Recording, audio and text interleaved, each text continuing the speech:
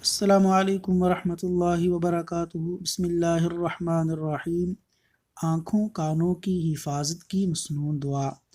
آنکھوں کانوں کی حفاظت کی مسنون دعا یہ ہے۔ سنن ترمذی حدیث نمبر 2854۔ اللہم متعنی بسمعی وبصری، اللہم متعنی بسمعی وبصری واجعلهما الوارث مني وانصرني على من ظلمني وخذ منه بثأري۔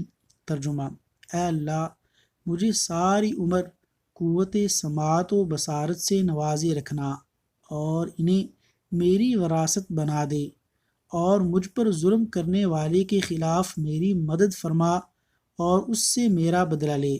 اللہ عمل کی توفیق عطا فرمائے، آمین۔